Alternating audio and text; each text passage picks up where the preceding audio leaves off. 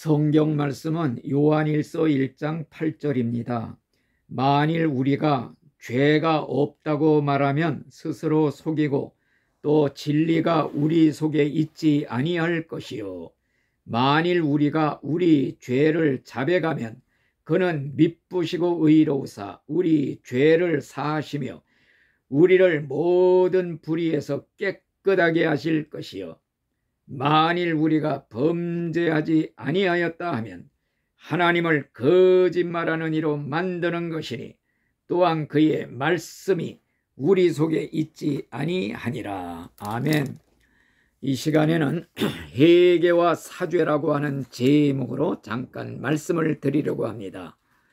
성경이 전제하고 선포하는 내용은 세상 모든 인간은 태어날 때부터 죄 중에서 태어나 죄 가운데 살다가 구원의 길을 찾지 못하면 죄 가운데 죽어 영원히 죄값으로 지옥 형벌을 당한다, 이런 말씀입니다. 그래서 성경에 기록하기를 의인은 없나니 하나도 없으며 이런 말씀이 있고, 또한 모든 사람이 죄를 범하였음에 하나님의 영광에 이르지 못하였더니 이런 말씀도 있습니다. 과연 우리 인간들은 태어날 때부터 조상의 죄, 원죄를 가지고 태어납니다. 모태에서부터 죄인입니다. 내가 세상에 태어나서 지은 죄는 머리털보다도 많습니다. 따라서 원죄를 뿌리라고 한다면 내가 직접 지은 본죄는 거기서 돋아난 가지다, 이렇게 말할 수가 있는 것입니다. 그렇기 때문에 성경 말씀에 보면은 만일 우리가 죄 없다고 하면은 스스로 속이는 자가 되고 하나님을 거짓말하는 자로 만드는 것이라 그랬습니다.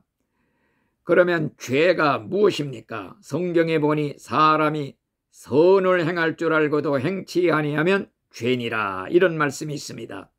마땅히 행하리를 행하지 않는 것이 죄라고 그랬습니다. 또 성경에 보면은 죄가 바로 불법이라, 불법. 죄는 곧 불법이라고 그랬습니다. 법을 어기는 것이다 그랬습니다. 우리가 하나님의 법, 십계명을 어기는 것이 죄가 되는 것입니다. 십계명은 영원히 폐지되지 않는 그러한 도덕법이라, 이렇게 말할 수가 있는 것입니다. 과연 십계명을 다 지키는 사람은 이 세상에 한 사람도 없는 것입니다. 십계명을 지킬 때 9가지 계명을 지키고 한 계명을 범해도 다 범한 것이 된다고 그랬습니다. 한 번, 두 번 지키는 것이 아니라 죽는 날까지 빠짐없이 지켜야 십계명을 지킨 자가 되는 것입니다. 그뿐만이 아니라 예수님의 말씀 따라 남을 미워하면 이미 살인죄 지었고 마음의 음력을 품으면 이미 간음죄를 지었느니라. 그렇기 때문에 우리들은 다 살인죄, 간음죄 수천 수만 번 지은 죄인들임을 고백하지 아니할 수가 없는 것입니다. 어떤 사람이 꿈에 천국에 갔다고 합니다. 천사가 큰 책을 펴 보이는데 첫 장을 들추니 거기에는 그가 일생 세상에 살던 죄가 빠짐없이 기록이 되어 있었다고 하는 것입니다. 첫 장에는 글씨가 빼곡하게 기록이 되어 있는데 천사 말하기를 이 죄는 당신이 세상에 있을 때 행동으로 지은 죄를 기록한 것입니다. 그 다음에 둘째 장을 들치니 거기에는 더 작은 글씨로 글씨가 가득 쓰여져 있었다고 합니다. 천사 말하기를 이것은 당신이 세상에 살 때 입술로 지은 죄들을 기록한 것입니다. 셋째 장을 들치니 그보다 더 작은 글씨로 빼곡히 기록되어 있는데 이것은 당신이 세상에 살 때 마음으로 생각으로 지은 죄를 기록한 것입니다. 그 다음 장을 들치니 완전히 종이가 까맣더랍니다. 천사 말하기를 이것이 바로 당신의 마음입니다 그러더랍니다. 성경에도 기록하기를 만물보다 거짓되고 부패한 것이 인간의 마음이다 하는 이런 말씀도 있는 것입니다. 우리 예수님께서 친히 하신 말씀 중에도 마음에서 나오는 것이 사람을 더럽게 한다. 입으로 들어가는 것이 사람을 더럽게 하는 것이 아니라 입으로 나오는 것, 마음에서 나오는 것이 사람을 더럽게 하느니라. 마음에서 나오는 것이 악한 생각, 살인과 간음과 음란과 도적질, 거짓 증거, 회방이라 그랬습니다. 그렇기 때문에 인간의 마음 자체가 전적 부패하고 타락했기 때문에 썩은 샘물에서 썩은 물만이 흘러내리듯이 더러운 죄악이 나오는 것입니다. 이런 자신의 상태를 알게 될 때 비로소 세리와 같이 나는 죄인으로소이다. 나를 불쌍히 여기소서 가슴을 치며 통곡하며 회개할 수밖에 없는 것입니다.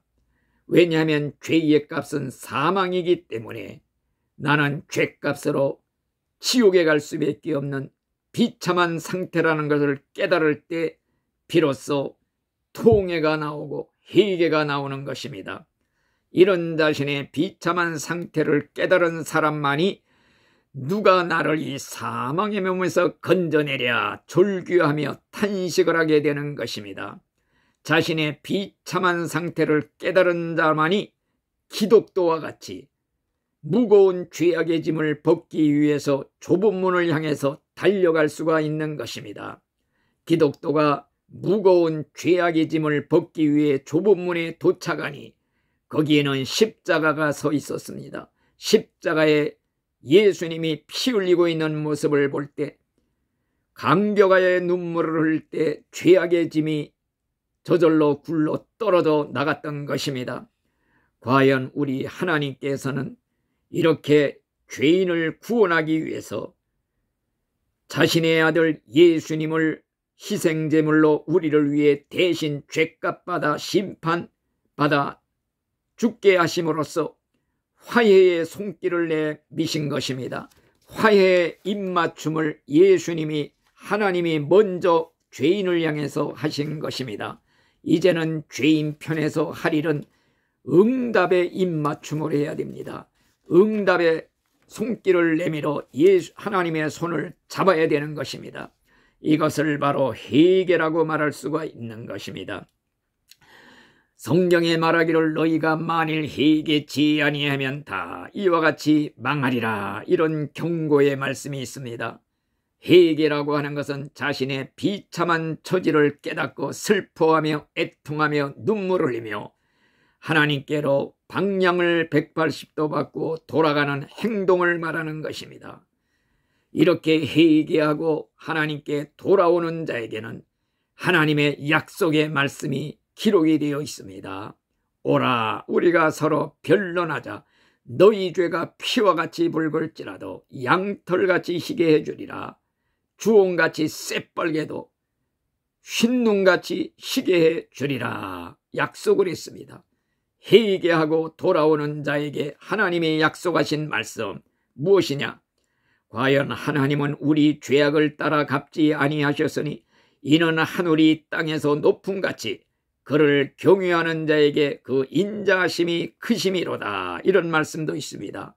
또한 하나님의 말씀이 동쪽이 서쪽에서 먼 것 같이 우리 죄가를 우리에게서 멀리 옮기셨으니, 이런 말씀이 있습니다. 또한 성경에 말하기를 회개하고 돌아오는 자에 한해서는 그 죄를 깊은 바다에 수장시켜 다시는 떠오르지도 않게 기억지도 아니하겠노라, 이런 약속의 말씀이 있습니다.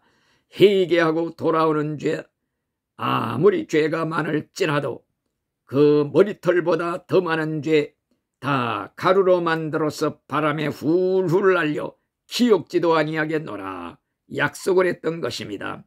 오늘날 회개만이 천국 들어가는 유일한 방법입니다. 회개하지 않고 천국 간 사람 이 세상에 한 사람도 없는 것입니다. 회개야말로 천국 가는 구원의 좁은 문이다 하는 걸 기억을 해야 됩니다. 오늘날 교회에서는 회개 설교가 점점 사라지고 있습니다. 그러니까 교인들은 죄인이 되어본 적이 한 번도 없는 것입니다. 회개가 빠진 설교는 사치품 설교에 불과한 것입니다. 예수님의 첫 번째 설교도 회개하라 천국이 가까웠느니라, 세례 요한의 첫 번째 설교도 회개하라 천국이 가까웠느니라. 그렇기 때문에 죽음에 임박한 신자가 있다면 무엇보다도 그에게 해줘야 할 설교 말씀은 회개하고 천국 가는 그 시간까지 회개 기도하다가 천국에 들어가야 된다, 이렇게 말을 해줘야 되는 것입니다. 정말 죽음의 순간이 오면 일생이 머리에 떠오르고